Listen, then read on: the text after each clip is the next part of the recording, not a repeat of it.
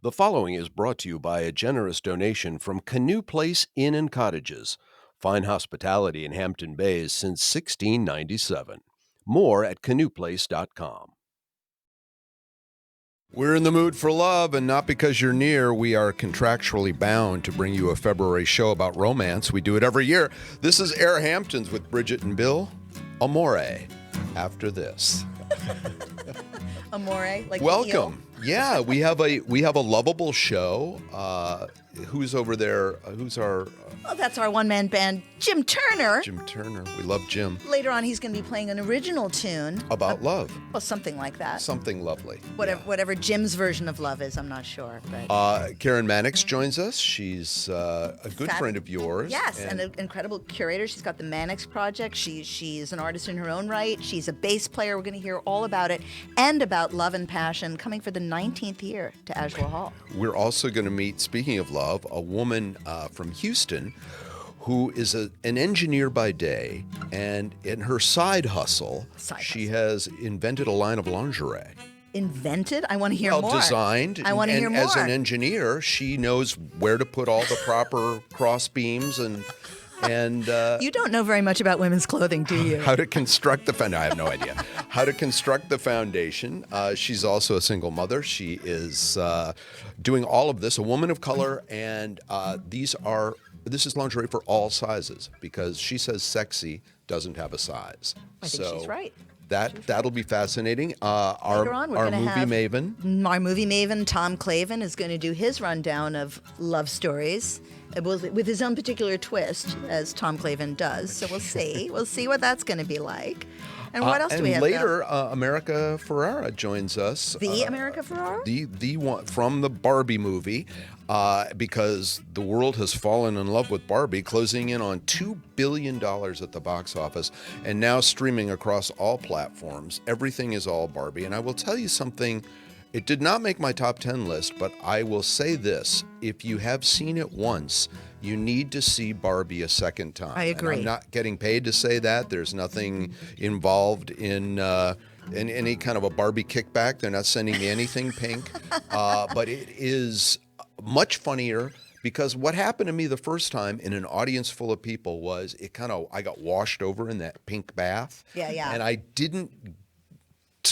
got a lot of I heard all the jokes, but the second time you see it, it's really a powerful feminist kind of movie. It is, and I agree. I actually watched it 2 nights ago, and that was my second time. But my reason for the first time was because it was the weekend that Eric and I went away for our anniversary, which I always over-plan every year. So I over-planned. It was an expensive trip, and I got ridiculously sick. Not COVID, but I had a fever and everything. Wait, Barbie was going to be your warm-up movie? Anything that was going to happen?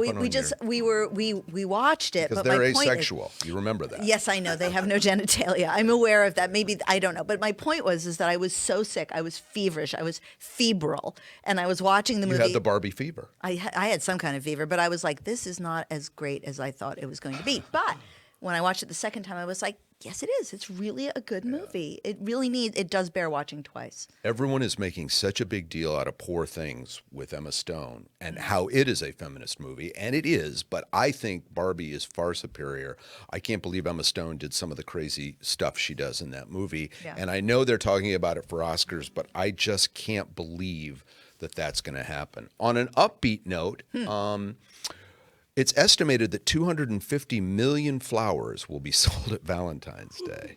Do you and Eric still celebrate? Do we celebrate? For years we didn't, and now we've circled back. That's not a mandatory date out night it is for most of No, America. not at all. Not for us. I mean, every day is Valentine's Day for us. Okay, no, jeez. I'm going to be a little nauseous. And speaking of pink, I need some Pepto-Bismol now. On the other hand, if he does not bring me flowers, it's going to be a thing. So yeah, he's got to do something. He has to at least acknowledge it. But it's not a particularly American holiday because most of the roses come from Kenya, Colombia, and the Netherlands. Did you know that? No, but I've been lost in Costa Rica, and we've come upon an enormous, I don't even call it a flower farm, like a flower factory. Do you have a place in Costa Rica? Because we never hear about it. Shut up. Okay, I talk about it all the time. I hate you. But yeah, we ventured down the wrong road, and there was this hidden, Monsanto style, thousands of acres and all these big buildings, and it's flowers that get shipped overseas. I think it's a ridiculous night, but we spend it at home. And yes, I was going to say, what do you and Mrs. I have to McCudley get candy. C's candy is obligatory. And why don't they sponsor the show? And also candy, also flowers, I should say. Do you know what the origin of Valentine's Day is? No, but tell me while I chew this candy heart. Okay, you've got to. She's eating one of those little hearts that are so good for you. It's very crunchy. What were the words on it? I didn't look at the words. That's I just know. wrong. A Valentine is likely based on a combination of two Valentines who were executed on February 14th in different years So by the Roman romantic. Emperor Claudius II. So not that romantic. No, what? Two people were killed in the 3rd century, Is this according Saint to Valentine? yes, okay, two Valentines. This is all according to NPR, so we have to believe it. The Catholic Church may have established Saint Valentine's Day to honor those two martyrs, but then at the end of the 5th century, one of my favorite popes, Gelasius, because he sounds like a dessert, declared the 14th day of the religious celebration to replace a pagan fertility day. Yeah, they did that a lot, didn't they? They co-opted. Cupid, this is a fun fact. The Roman Okay. Catholics thought Cupid was a pagan.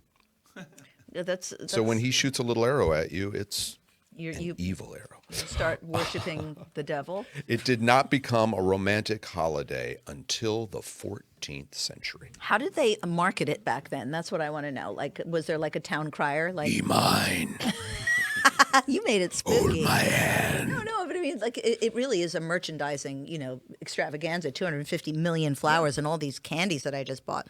It's supporting several industries. Yeah, but what was it doing in the 14th century? That's the I have no 1300s. idea. That was the Black Plague. you- What the heck were They they brought doing? you a real heart then. They pulled the heart out of somebody and did. brought it and said, be mine. That has to be how it You should started. be writing horror movies. Okay. Absolutely. Quickly, before we get to our guests, the 10 best countries. If you failed in January to get into shape, as I do every January. Okay. It's kind of a tradition. There are countries you can go, and I bring this up for a specific reason. 10 countries for a wellness retreat, all according to something called thetravel.com. Okay. Number 10 is Egypt. Number 1 is Thailand. But number 7, I can give you the whole list. But by the way, number 3 is the Maldives, which is, if you're Elon Musk, fine. Yeah, right. But It's a otherwise, it's a little pricey. Yeah, it is. Number 7 is Costa Rica. Of course it is, but it should be higher up. There's so many retreats there. Oh my God. Yeah, Like, it says Greece, India, and Mexico are better. That seems unlikely to me. yeah, Greece. You're at number I love 7. Greece. So Yeah, here's I'm the at number thing. like I am Costa Rica. Je suis Costa Rica. I'm not. You're like a Vita of Costa Rica, and we never cry for you. No, so never. listen, the great thing about Costa Rica, they said at thetravel.com, is there's something called volcanic mud baths. Yeah.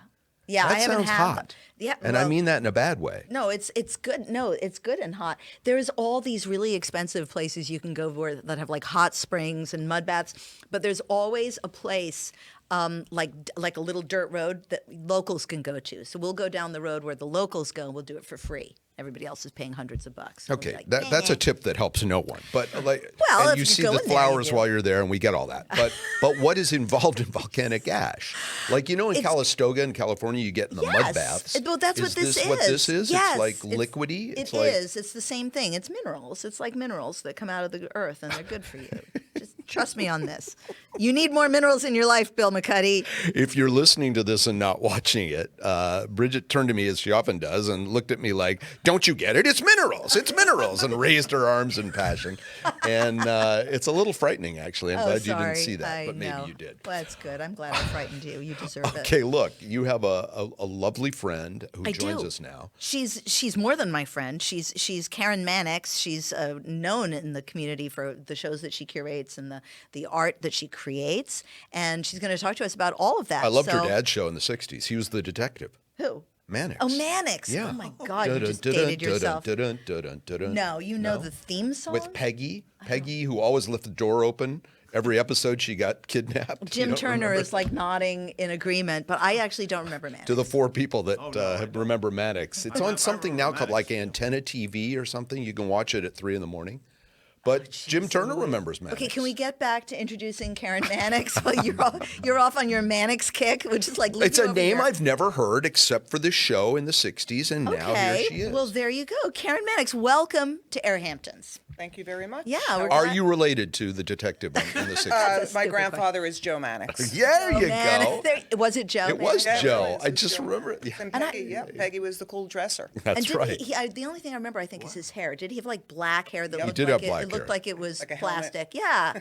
Okay. Wasn't see, I Chuck Connor, Mike Connors. Mike Connor. Mike Connors. And the other fun fact about that, and then we were going to give you plenty of time. Oh, we're my out gosh, of time. I'm Sorry, so Karen. sorry, Karen. It's been lovely having you on the show. He had an Olds Toronado, a 1966 Olds Toronado that was a convertible, except they didn't make a convertible. So that was converted by George Barris. We're going down a real deep the hole now. hell do you know a this? custom car guy that made that for that show. Why do you know that? I just remember seeing at the beginning of the show every week and going, "There's no such thing but as a convertible Toronado." But I'm telling you, when you know things like that, Bill McCuddy, it means that your brain is jettisoning something else, like as ballast, something that you need. Could I have been able to say jettisoning if my jettisoning jettisoning?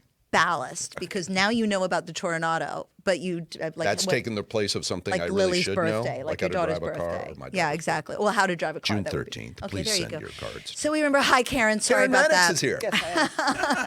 And we had you on primarily to talk about love and passion because this is our love month.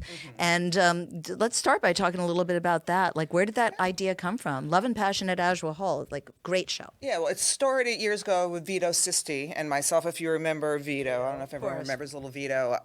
We did it in a jewelry store Where? on Main Street, East Hampton, called Pebbles. It was my ex-sister-in-law. She had a vacant jewelry store, so we said, can we borrow the store to do this Love and Passion show?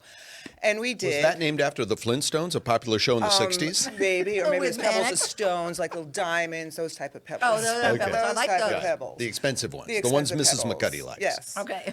And so it started there, and it just blew up, and we kept on going. And this is the 19th year again. Last year I said it was the 19th year. saw but when that. when Why are I you did my resisting math- 20? Oh, I see. It really is. when I did, it really is 19. Okay, okay. Because 20 will be the last one. Oh, really? Why? It's done?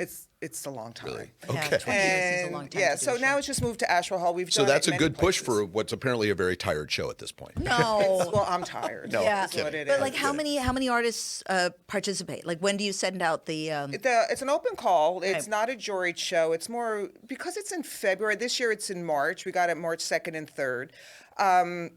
It's a jury show. It's not a jury show. It's open to the public, and we get anywhere from 60 to 100 artists to have people mailing art in, shipping it to me, and it's mostly for the locals to do something in the middle of winter. Even Yeah. though that has changed over the years in the Hamptons, has. that it's busy all year round. Yeah, you know.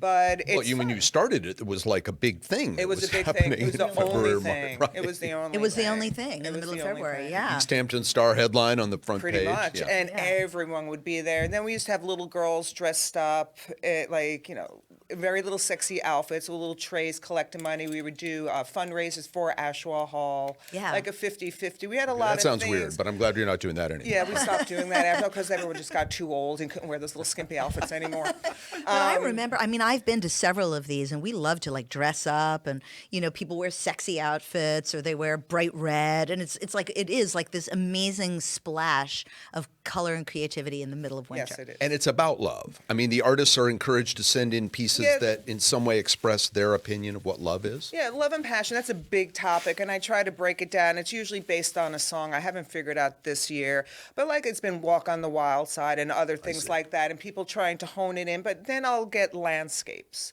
Yeah. which always sort of shocks me. I get the passion, and I get the love, but it's when we're not- talking love and passion, to me it's just, but everyone has their own opinion Jim on it. Turner's so over there thinking, "This is my time. I could write the theme for Love and come and Passion." play it, love and passion. Go. Yeah. No, I'm No, kidding. no, I'm kidding. no, we won't put you on we'll the get- spotlight. we'll get to you, Jim. We'll Don't get to worry. yours. But- He so what does do have you- an original composition that we're going to listen to later looking on in the forward show. to it. So Are you eating another candy I am. while Well, we they're have right a in guest? front of me. They're so good. They're Damn it. addicting. They're so good. But yeah. So what are some of the pieces that are memorable over the years, or some of the artists? I know they all are, but you know what I'm asking. There's a lot of different ones. We've had a glitter artist, and they're doing these little hearts that had very nasty slogans on them, which I will not repeat on there. Nothing kids would get in No, there. and Okay. actually, kids wouldn't even understand half the stuff that was written on there. But they're funny, and we've had. I had a woman, I can't remember her name. She came for years, and she had one type of machine that kept her son alive. a heart monitor type of machine that she built a sculpture that moved fluids through. It was very odd. And Was her son attached to it while she was? Yeah, I'm trying to figure this out. oh my goodness, could you imagine? That would have We've made the taken a papers. dark turn this month on. But so it was interesting. It was all interesting, And it's all for sale. everything is for sale, and it's good for the artist. It's a party. It's a party. Does it do well? I mean, does a It lot does of do stuff well. sell? Yeah, and for Ashwa Hall, I sometimes, because I do several shows there Right. a year. I do shows all over, but I do 3 there a year, and it is one of the highest selling shows there. Really? It is, yeah. Yeah. Oh, it's so busy because it really has a place in people's heart now from people who've been No out pun here for. intended. Yeah, Most right. prominent artist that's been displayed there, in your opinion. Oh, Karen Manx. Of course, good answer. I don't know, most prominent. I've had some pretty big artists in there. I just can't remember offhand. It's 19 years. Yeah, yeah. It's a lot. And I tried to look quickly through my images this morning, and I grabbed a few names, and now I don't remember. That's quite all right. Yeah, so We'll the love whoever's there. yeah. Yes, you will. And we'll be passionate about it as well. Now, you also teach art, and so where's the different? Because art is so subjective. What do you try to instill in the youngsters about the creation of art? Have no fear. I like that. Basically, have no fear. I've been teaching art for 30 years or more, a long, long time. And I'm now the school teacher at Wayne Scott School. My first year, they asked me if I wanted the job, and I said, why not? Right. And I teach kindergarten through 4th grade. So it's There's only little kids. 24 students in the whole school. And are they Amazing. cranking stuff out for the show? Oh, yeah, it's like I have a whip. Yeah, no, actually, I should have them in Love and Passion. I never thought about that. Yeah. But they're good. We're learning, like, we did a little bingo game I made up, and I just call out names, and they knew who Salvador Dali was. They knew who Frida, and they didn't know this before I started, at least I think. Yeah. Before I started Who teaching is there. Salvador Dali? No. Oh, stop. And now they're learning Pablo Picasso, which they're having fun with. That's the older group. The little kids are just still learning diagonal, horizontal, and vertical. But everything little kids do Yeah. looks like Picasso. The ear is over here, the eye is down But with the that's mouth. the beauty of kids' art, and they Yeah. have no fear. Yeah, that's great. You know, and you know. There's a story I remember that Alex Sokolow used to say about Picasso seeing a bunch of kids' art and then going out and crying in the hallway, and someone saying, "What is wrong?" and him saying, "I'll never be that free again." Wow. Because they have They that. ripped me off. Well, they have that ability to just be. And I remember there was another woman who used to do like the anti-art coloring books, and she showed how like a 4-year-old drew a seagull, which was like it had roller skates on, and one wing was bigger than the other, and had teeth, and it was smiling. And then after it had been in school, it was just check marks in the sky, just little check marks. That's how they drew birds. And so you have such this incredible opportunity to instill a love of art and that freedom to be able to express it. Yeah, and they're allowed to go outside the lines after they learn to color inside the lines. But you just got to teach them the basic things. You know, I have to stay in New York State curriculum. That's where we're yeah. doing the lines now. But in that, we're learning weaving. We're having more fun with color and shapes. You know, for the little groups. But it's fun. you know. Weaving, that's cool. Yeah, So they're you're weaving little fish that the lines go in separate directions so they can figure out their lines. That's so awesome. Instead of saying horizontal, vertical, diagonal. I mean, they look at me like I have 3 heads. Sometimes I Well, do you when I'm do. teaching. Yeah. Now, listen, I also want to ask you about the other thing you have coming up. You have some pieces in the show at Southampton Arts Center, February 24th. It's February 24th through May 5th at Southampton Arts Center. Christina Strassfield got in touch with me. She's been on our show. We love her. Love her. Yeah. It's a new show they're doing called Look at the Book, and my art it was started out as a joke of a pile of books that looked like my ex-boyfriends, and I was making jokes about them.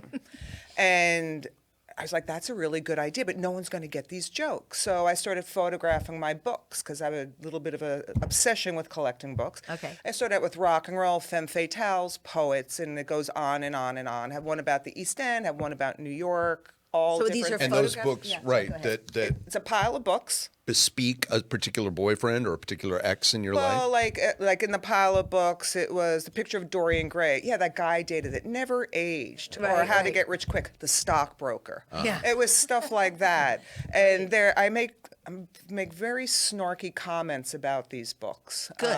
Some are with humor. Yeah. Some are dead honest. Like I have a banned books, which is one of my highest selling. That one's And this is spot all on and photography. Yeah.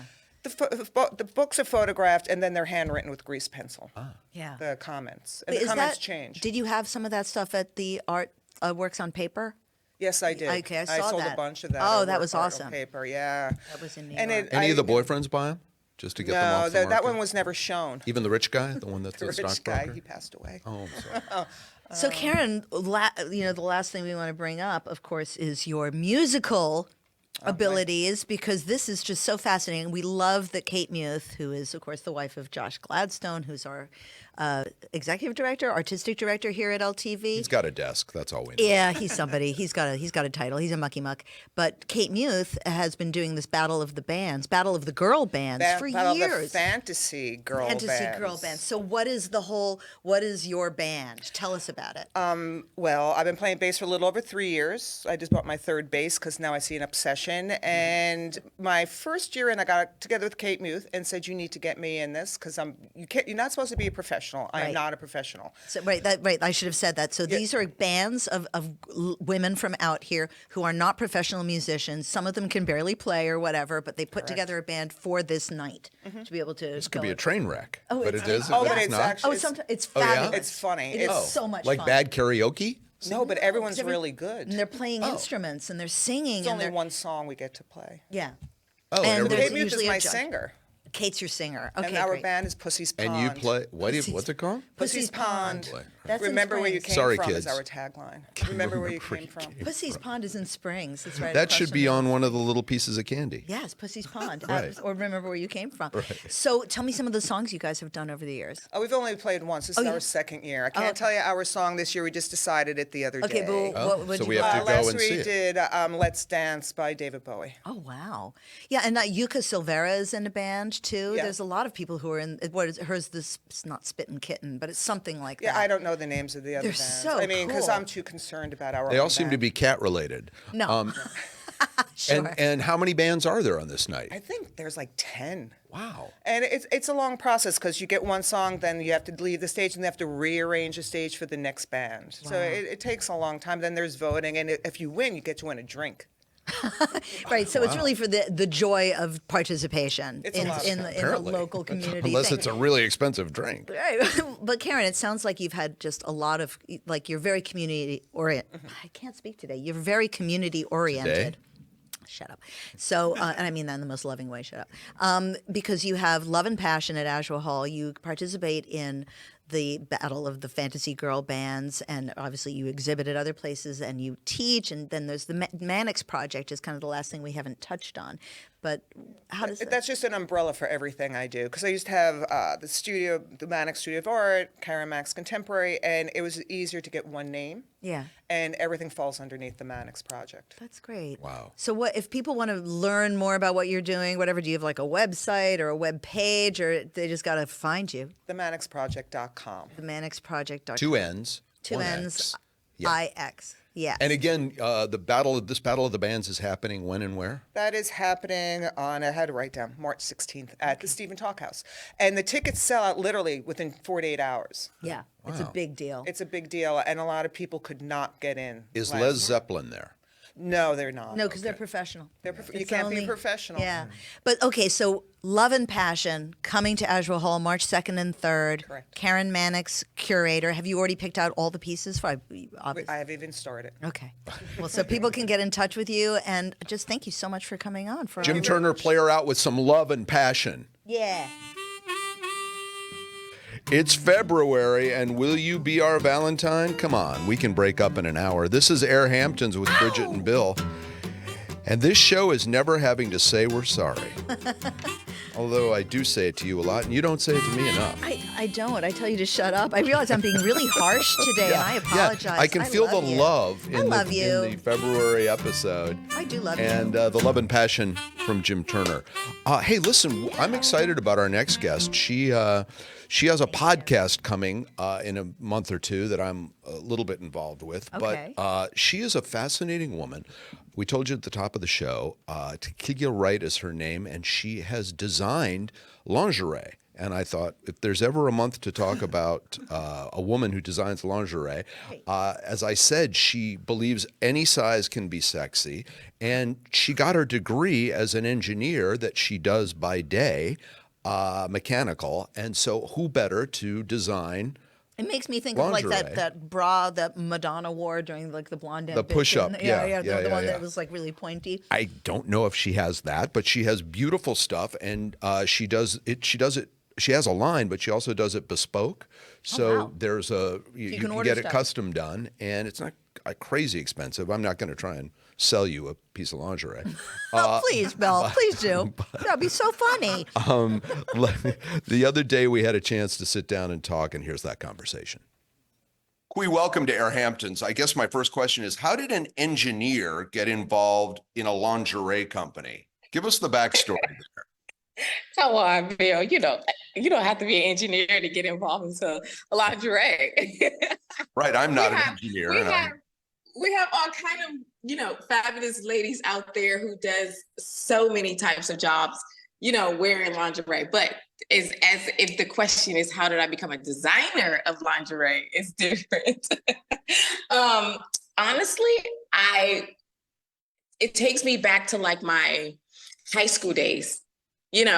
Obviously Victoria's Secret is like the mother of lingerie, right? They are the parents, if you will.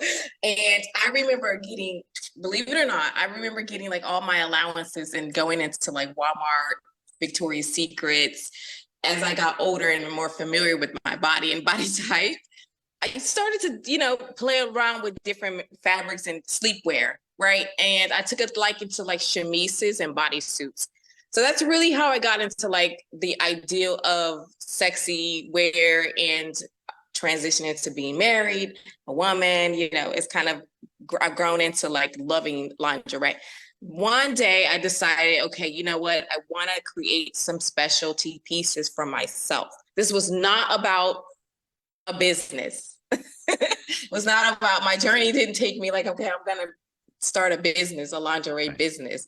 It all started just designing, sketching a few looks different, just playing around. And I think it kind of came out of, I wouldn't say boredom, but curiosity during the COVID time. So this was more or less around the COVID where we're all shut down. We have nothing to do. We all have this creativity mind, and we're all thinking like, what we're going to do when we bust out the house. Right. Well, but to be clear, then your interest in lingerie predated your becoming an engineer or being interested in all things having to do with space and time and science. So when did that come in? So the engineer side of me started when I was, I guess, in high school, I took a lot of extra science classes. So I always kind of knew I was going to do something within a technical space, right? But I kind of fell into like the engineering thing because I had a great boss and a good job working for Caterpillar. And my boss saw a lot of great, I guess, skill sets and abilities and things like that. And he took me from, working multiple jobs to sending me to school and then promoting me within the department. So that's kind of how did you look at the periodic table and say, why isn't satin on there? I mean, did you have some crossover between the lingerie and the science? No. Okay. No, actually, no. What my background is as an engineer is raw materials. Okay. So I specialize in raw materials. So the compositions, it would more or less be like kind of the metallurgy to the material of the product, right? So looking at all of the chemistries, the analysis, everything that is made up from a grain in the beginning of the process before you put it inside like maybe a heating of it or a solution or whatever products that you're making. But when it comes to fabrics, this is something new for me, right? So I'm having to work hand to hand with the suppliers, sometimes even with the mills, to understand the types of lace, the stretch. Wow. Some things, what works well together with lace. We know satin works well together with lace, but I started out making bodysuits with velvets and lace. So there is a science to lingerie. I like that. And you talked about chemistry, and we'll talk about the chemistry of love in a second. But the first thing is, since it's the month of Valentine's Day. Yeah. Why is it so intimidating? Or give us some tips about buying lingerie for men, because you mentioned Victoria's Secret. We don't want to go into that store. It's so No, but you should. I website mean, which helps, but I mean, what are the should men not be ashamed to go in, and what are the questions we should ask? no, absolutely. I feel like men are my like biggest, I call you guys, for me, I love a man's opinion and suggestions about lingerie. Let me tell you, and I'm gonna come back to that question. I did magic last year. I had a lot of men that came. Yeah, I did the trade show magic. In The biggest trade lingerie? show in the world. In Vegas. Wow. Okay. Listen, Very talented, Bill, multi-talented. up to me, coming up to the booth, asking questions. Right. I feel like men have a sense of what's sexy, right? Have a sense of what looks good on a woman. I value the opinion. Like I always like to say, these are my ambassadors. Right. The men are in a way, because I love the feedback, because I had men like offer me advice on how to market a particular look or item on a woman's body. And I didn't take it offense. I thought, because they would be the ones looking at it. So when a man is going into, say, like Victoria's Secret, or if they're walking into, Delisa Rose, Right. they could actually tell what will they want to see on a woman's body. And nothing wrong with asking questions like, what size does this come in? Like the biggest size, because we're all about the curves, right? So, or do you make this in a different color? Or asking about the fabrics, right? But what man is going to ask about fabrics? They just want to see it. Yeah, it just seems like a minefield, I think, to men. Listen, before I let you go, it's called Delisa Rose, and I assume it's delisarose.com if people want to go and see your DelisaRoseLuxuryLingerie.com. Okay, well, that's a mouthful. So what is it about? What is the chemistry of love? How do you define it? How do two people find each other, fall in love, and what is the chemical equation between people that makes a successful relationship? You just know. Yeah. I honestly feel like when you meet someone, you have something spark inside of you that's different from the last person you met, or even it can go so far as like a conversation. Maybe that person brings out the best in you that the other, if you're comparing relationships from past or whatever the case may be. For me, I've been in a position, my ex-husband, I fell in love with him when I first saw him. And I just knew. When I saw him, I knew like he was different. And from any other guy. But now he's your ex-husband. So there's a point where you didn't know. Right. Different. And it's honestly though, I feel when you meet someone and you're been as married or in a relationship as long as me and my ex-husband were together 12 years, I was still very, very young. And I was growing with him, but I was growing individually with myself. So I think the chemistry really comes from just knowing, but also the question should be, how do you keep that spark and that chemistry throughout the tender of the relationship? Because it's gonna fizzle, right? The chemistry may fizzle, the love may fizzle, whatever the case may be, but then you do want to come back to a place where you remind yourself why you fell in love in the first place. And I guess lingerie doesn't hurt, does it? No, it doesn't. Thank you so much for joining Thanks, us. Happy February, happy Valentine's Day. You've demystified a little bit of the shopping for lingerie and given us a sort of an engineer's look at love. Thank you. Bye, guys. Oh, that was so great. What an amazing, And here's Turner with some lingerie music. DelisaRoseLuxuryLingerie.com. Yeah. Amazing woman. Thanks Charming, for doing that. really charming. And as I said, she has a podcast coming. I might have something to do with that. And she's a great American story. I mean, really always wanted to do that. You heard since she was a kid, the way Jim Turner has always wanted to play a lingerie song ever since he was a child. We're like, Jim, play a lingerie song. And he does it, whatever we want. Lingerie. Come see me. Oh, stop it in my pink lingerie. This is all ad-libbed. I know that sounds Oh, I know unbelievable. you'll love my pink Well, later in the lingerie. show, we are going to have Jim Turner play Yeah, a he's song got that a he love wrote song. about love. But Pink first, lingerie. If you're just joining us, this is AirHamptons with Bridget and Bill, and we are desperately in love with one another professionally in Professionally that only. totally hands-off way. Bridget has been eating little candies all throughout the show. I'm with so heart that I'm say- so juiced up with sugar right now. I like the one that says "Be mine" in the back of the car. What does that mean? They are kind of. This one says We learned best. that that pagans brought us Cupid. This one says best pal. This little candy Oh, heart. that's for us. That's like here. I'll Not give you my every little show, yellow- obviously, but like yeah. my little yellow heart is yours. So listen, our Tom Clavin. Yeah. Whatever's happening to your brain apparently is contagious. It is because I handed you that Tom little heart. Clavin, yes, I've got that. My best pal. Tom Clavin, the movie maven, tells us every year at this time what the worst and some of the best love stories are. Yeah. I don't know. I mean, they're all about. Most movies have a love component. They have to sell tickets, almost Yes. always. Yes. So some are love stories and some aren't. That's the important thing. Right. And it'll all be with Tom Clavin. You know, Tom Clavin's got his own take on everything. I mean, he is a best-selling author. I mean, this is not what he does professionally. I mean, he's got Right. books on the Kind bestseller of like list. the show. It's not really what we It's do not professionally. really- that should be our slogan. AirHamptons with Bridget and Bill. This isn't what we do professionally. Anyway, Bridget had an unprofessional or professional chance to catch up with Tom recently, and here's that conversation.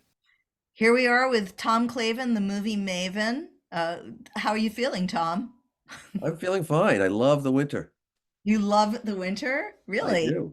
Yeah. So that's good because this is our Love Stories edition. And I assume that you have some interesting, maybe not like typical love stories for us, since you always have Well, interesting I ones. have what may be, I don't know if weird is too strong a word, but I wanted off kilter kind of love stories to highlight in a few films. And I was going to put them in some kind of order, and then I realized, you know what? This is the way they occurred to me. You know, it may say nothing or everything about my twisted mind, but if I can, I'm going to start off with one that I think a lot of people put on their list. Maybe not Okay. terribly original. Harold and Maude. Harold and Maude. Yep, That that's was a like classic. Hal Ashby, 1971. Ruth Gordon and Bud Cort. Yeah. Bud Cort's a young man who's troubled. That's how we say. And if he was, today he'd get an AK-47, but in those days he Yeah. got Ruth Gordon. Oh my gosh. Yeah. Doesn't it start with him like feigning He feigns deaths. yes, He feigns his drives own. drives a hearse. Yeah. And the actress who plays his mother has been forgotten in time, but her name is Vivian Pickles. Oh, I remember. No, she played Isadora Duncan. Don't get in a movie off with me, Tom Clavin. Okay, all right. Now, Yeah, do no, you recall that playing a motorcycle cop in Harold and Maude is Tom Skerritt? I don't remember anything about Harold and Maude. I think I probably saw it when it came out and I was like 12 or something. I definitely need to see it again. And But so your viewers understand, Ruth Gordon was probably 80-ish when she made this. Bud Cort was maybe 25 or younger. yeah, I think it was young. Yeah, So that's a good it's their love story. That's off kilter. It is an off-kilter love story. And I mean it's actually got a very sweet story in the middle of it between It does. It was one of those pictures too. When it came out, it went nowhere. It was maybe seen as a little too weird and twisted. But I think somewhere a couple of years ago was one of those annual lists of films accepted for the National Registry. So it's Yeah. been redeemed over the years as Hal Ashby's reputation has gotten better too over the years. Yeah, well, I mean, it is considered a cult classic, of course. It's one of the big ones. So And what else another you one- got for us, Clay? Well, another one that may fit that criterion is Something Wild. I don't know that at all. Jonathan Demme, 1986, with Melanie Griffith, Jeff Daniels, and Ray Liotta. And Melanie It seems to be like something in my head is kind of glomming onto that, but I don't think I saw it. Tell us about it. What happens? Well, Jeff Daniels is a very straight-laced guy. It's sort of like a kind of a remake of Bringing Up Baby without the dinosaur. Oh. It's a straight-laced Jeff Daniels gets basically kidnapped by the pretty wild and crazy Melanie Griffith, and they go on this road trip together, and he keeps trying to escape, and she keeps catching him and bringing him back to where they have to get back on the road together. Ray Liotta is her estranged husband who decides that he wants to get his wife back and get rid of Jeff Daniels in the process. Let me guess. Let me guess. Is he playing a psychopath? Yeah, Ray Liotta yeah, he's taking over Bruce Dern in that department. or Harvey Keitel? Harvey Keitel, who can still do it. Yeah, Uh, totally. Ray Liotta can't, obviously. Just as another note, there's also a motorcycle cop in this movie who's played by the director John Sayles. Really? That's Yeah. so interesting. Do these Now- all tell me, do they all have motorcycle? Do you have a thing for motorcycle cops, Tom Clavin? I do. Well, who That'll does? that'll be for the next show. Okay. So What- Harold and Maude, we got Something Wild. And I've got Die Hard. Die Hard Die Hard. as a Now, love most peop- story. Well, I guess. Most people think the love story, if there is one in this movie, is between Bruce Willis and Bonnie Bedelia. Yes. Bonnie Bedelia, who I personally had a crush on ever since she was in Ben Came Bronson with Michael Parks. Uh, but actually, once this film gets going, it's between McClane and Sergeant Powell, the That's true. African American Los Angeles cop. Right. They get Reggie Vel Johnson, yeah? Oh, that's great catch there. They get Bond closer as the movie goes on. He's the one that believes in him right away. He's the one that as the movie goes on, like, I love you, man, I love you, man. And then who's the one who defends and saves Bruce Willis at the end? Sergeant Powell. Absolutely. Who does, I don't want to give away the end, but overcomes something that he hasn't been able to do for a long time in order to save John And McClane. it's not his Twinkie addiction. No. Well, now that you make it like something between two guys and like the talk about Twinkies, I don't know. I don't know. Anything else you got for us? I have a few other things that are kind of unusual. I think one, True Romance, I don't know that. which is Do Tony Scott, which was a screenplay by Quentin Tarantino. And supposedly Tarantino's sold this script so he could finance Pulp Fiction. What is it called again? True Romance. No, I don't know that. It's Christian Slater, Patricia Arquette are on the run from the mob, and you have to love a movie, especially one called True Romance, that has in the same picture Dennis Hopper and Christopher Walken. Oh my goodness. Oh wow. That's a team. And if you look in the very quick, you'll see Val Kilmer, Gary Oldman, and Brad Pitt in very small roles. So it's called True Romance. Look it up. It's a wonderful movie. That's fantastic. I don't Yeah. know. And when did it come out? 93. 93. Okay. Amazing. Sorry, No, that's okay. coughing. Freaks by Todd Browning. Google gobble, we accept you, freaks? Yeah, I mean, 31? remember the whole thing that gets the plot going is that a conniving trapeze artist joins a group, a carnival sideshow. Her goal is to seduce and marry the dwarf and then murder him for his inheritance. Yes. Just your typical love story there. I think it's pre-code too, so anything goes.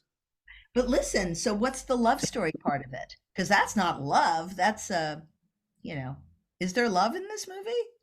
Or you just like the fact that it's got Sorry. a weird got a weird thing going on? There is, if you look at it, which I haven't done in a while, I have to admit, there is this kind of love story because the dwarf loves this woman. He doesn't know he's being taken advantage of, and it's a really kind of sad and sweet love story there. The way he worships and idolizes this trapeze artist, who of course just wants to get his money. Do you remember what happens to her at the end? Yes, I do. You make her into the chicken lady.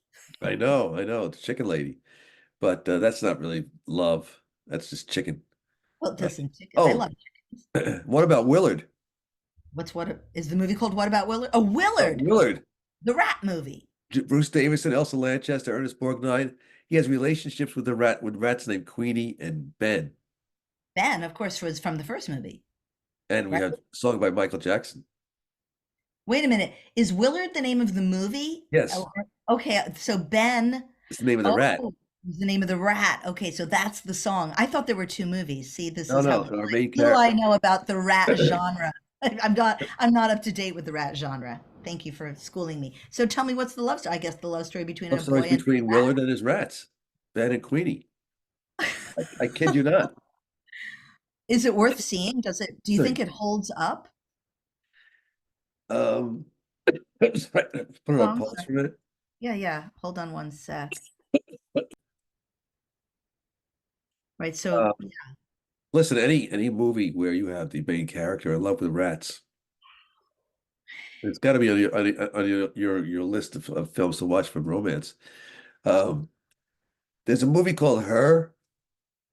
oh, I didn't see that, but it made me think of Lars and the Real Girl. I think came out the same year, and that it's not as upsetting as Her, but Right. it's kind of the same thing because it's someone he's in love with artificial intelligence, right?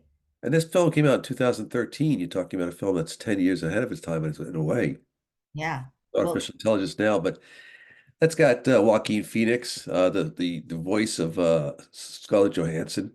It's got Rooney Mara, Chris Pratt. hmm Good cast. Eternal Sunshine of the Spotless Mind, hmm Oh yeah. because Michael Gondry directed. Jim Carrey, Kate Winslet. And I was thinking about that. I mean, basically, the plot is that these two people who were once in love separate and want to purge the memory of each other from their minds. That's actually a beautiful love story. It is. Actually. Some of it's filmed in Montauk, I believe, if I remember Yeah. correctly. Yeah, at the beginning, I think. But the if you could actually do that, it would ruin the therapy industry. Can you imagine going into your therapist and sitting down and she says, "Let's talk about your ex-wife," and you go, "Who?" That's pretty funny. No more therapy. You're done. Yeah, but Um, Eternal Sunshine of the Spotless Mind. What was the one you said before that? Before Eternal Sunshine?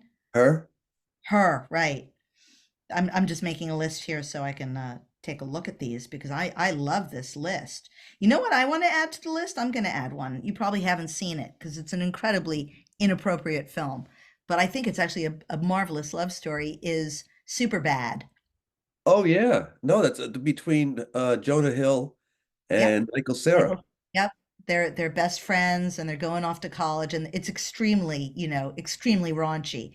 But it's actually a really sweet story between two best friends who are getting to the end of their high school careers, and they It love is each other. raunchy. I mean, it's not soul plane raunchy, but it is raunchy. But it is a very sweet story between those two guys.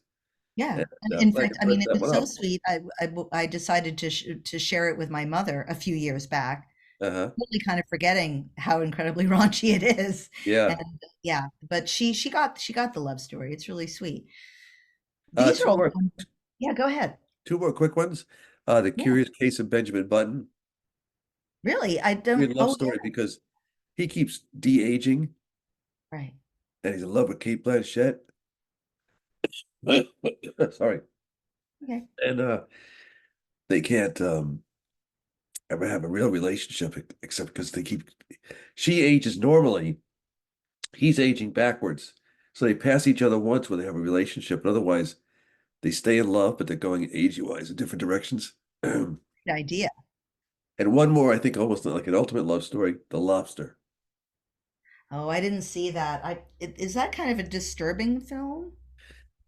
It can be. I mean, it's Colin Farrell, Rachel Weisz, a couple of great actors. But there's a resort where people you have 45 days to find a mate, or you get turned into a lobster. Oh my God. And people talk about women with their biological clock. You Yeah. know, Just kind of in a hurry sometimes to find a mate. What if you're going to turn into a lobster? Well, that's probably what they were. The writers were probably like sitting around in a bar going, "Hey, what if instead of, going through menopause, women turned into lobsters?" Wouldn't you think that's how an idea like that would come about? In a bar? Yes. Sure. That they got the financing for it. Can you imagine a pitch meeting on that? Yeah, it's crazy. Colin Farrell's going to end up as a lobster at the end of the movie. Well, this is just, Green light. here's $20 million. Make it happen. I know, I know. That's amazing. Well, we were talking about Barbie earlier on the show, Yeah, um, because we have an interview with America Ferrara at the end of the show. really. And Great. yeah, thank you, Bill McCuddy. But did you see Barbie? Did you have an I opinion have on it? not. I've not because I have any objection to it. It's just one of those things I haven't gotten around to. I've Well, been we watching Pillars decided of we the Flower decided. Moon since October 14th. Oh, okay. It's, That's it's the only taking. movie. I'm almost finished. Well, the thing about Barbie, and take this from me and Bill McCuddy, you have to see it twice. Really? The second time it's better. Yeah, it really is. First time you'll be like, it's Barbie, and the second time you'll be like, wow, that's a really good movie with a Okay. nice. I'll put it Anyway, on my well, list. Maybe I'll make my Tom list for next year. You're going to be fine. Thank you so much for spending the time with us in February with our love stories. We got a lot of great ones. Harold and Maude, very unusual. I love your prism, your Clavin prism. Die Hard, Willard, Her, Eternal Sunshine of the Spotless Mind, The Lobster, and a few others. It's going to be So your favorite February. it is. Well, I mean, I just can't wait until the next time we have Tom Clavin, the movie maven, who actually is a best-selling author. We just call him that. It's kind of a Maybe for little St. soft. Patrick's Day, we'll come up with 10 movies that have Patrick in the title or have Patrick as the lead actor or actress. Sounds good. Dirty We'll look Dancing. forward to that. Thank you, Tom. It was Thank you very great to much. see you. Appreciate it. Take care. Okay, bye. Clavin always the sage, really. He never disappoints, does he? You know, he lives up to the term movie maven. He does. And you know what? We have a music maven here, Jim Turner, right. who's our one-man band. We've been telling you all throughout the show that he loves to ad lib, but this time we're going to hear actually one of your original compositions, and it's love related. Tell us about it. Oh, yeah, let me tell you this. You know, I was smitten by someone, and I was really fevered and everything, and I just... Do you remember that year? Sorry? When was that? It was a while back, about 10 years ago. And so I have a way of writing where I just turn on a recorder and start to improvise. And I pretty much got this word for word. I'm not going to do the whole thing. It's a long thing, but it does feel the wonderful theme here of love, and I'll just give you a little snippet of it. Our one-man band, Jim Turner, and an original composition. What's it called? It says, I think I'm in love.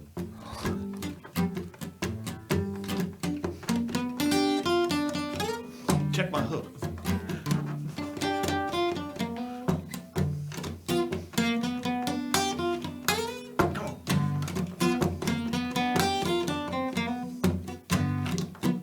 Yo, my hands are shaking, my knees are weak. I can't eat, sleep for a week. Got the chills, I'm thinking maybe I got a fluted howling thing. I want to get down and howl when your engine starts to bing. Man, I feel like something's coming to me from above. And I feel like man, I think I might be in love. Jim, it could also be a virus. That's been going around. It really, That's just one verse.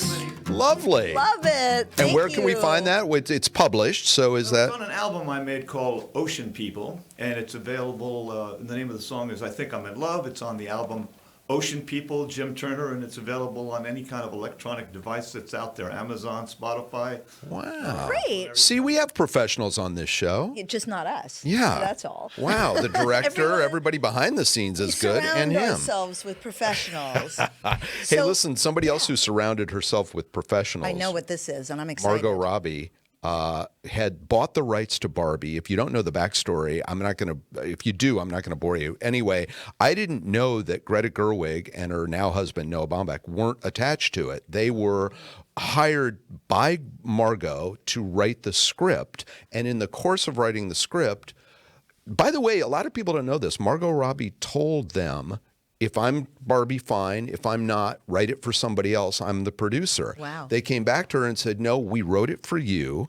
And Greta said, I'd really like to direct. And Margot said, do it. In the process, American Ferrara came along and has given a monologue speech that has gone viral about women, under-recognized, Yeah. different minorities. And she actually talked, we have a little bit of that interview. She talked about how Barbie didn't really speak to her as a kid. It didn't speak to a lot of kids who either couldn't afford it or didn't feel represented by Barbie, course. which is really what the movie, closing in now, as we pointed out earlier, at $2 billion is all about. So, a colleague of mine had a chance to sit down with her and the cast and ask about the first time she saw it and how America fell in love with it right from the opening weekend. And she said a really interesting thing. Take a listen. Start with you, America. Yeah, I remember, I think it was like the third, I live in New York City, and it was like the Thursday before the Friday. I guess movies come out on Thursdays now. I'm so confused. But I started seeing like groups of people in pink on the subway. I was like, is that about Barbie? Like, are people in pink for Barbie? And they were. And I remember one of my best friends texting me from a movie theater. She said, I just went and saw like a 2 p.m. screening on Thursday. It was packed. Everyone was in pink. And when everyone sat in their seats till the credits ended, and when the lights came up, everyone was wiping tears away. And I think what was so exciting about that weekend was that there was so much hype and excitement about how fun the world was. But what was great about like opening the present was that no one really knew what it was. You know, no one really knew what the story was about and what it was saying, and that it would make them feel that way. And so it felt like a surprise, which seems like a really hard thing to pull off when like everyone was already like oversaturated with Barbie at that point. So that was all really exciting. That was a roundtable done by the Hollywood Reporter, and my friend Scott Feinberg was the moderator there. And, America, talking about love and passion and Barbie. Yeah. Yeah. This Right? country has fallen in love with Barbie. America Ferrara, by the way, was in a television show on ABC that was very popular called Ugly Betty. Ugly Betty. She was. And Ugly we Betty. were talking before the show about how you couldn't call a show that anymore. I don't know. I was thinking about it because it was clearly kind of tongue in cheek, don't you think? Yes, she was not ugly, Right. and the whole joke of it was that. But still, I think that would have a hard time in 2024 in our woke world getting the green stamp or the I red light or the agree. green light or whatever they call it. Yeah. Well, listen, Bill, it's been another fabulous show. It's been a with many you. splendored show. It has. It's the show that's a many splendored thing, whatever that means. There's so much we don't know because this is AirHamptons with Bridget and Bill. Pass the Love Potion number 9. There's a lot more of this. And we're done. Yeah, Jim? thanks for joining us. Next month, we're talking about cabin fever. Yes. You're inside and you want to get out desperately. Kind of how we feel at the end of this show every week. We sure Month? do. How often does this show come? Too much. Jim Turner's playing us out. Come see me in my pink lingerie. I feel okay in my pink cotton lingerie. We're very frightened now. Today. Yeah. Come on, Cybie, say pink. Ah, I'm gonna feel so good when I snuggle up inside with you in my pink lingerie. Oh, I love you. Wow, that started to get dirty for a second.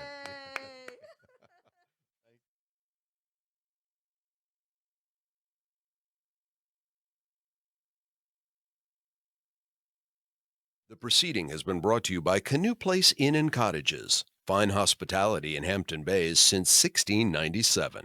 More at canoeplace.com.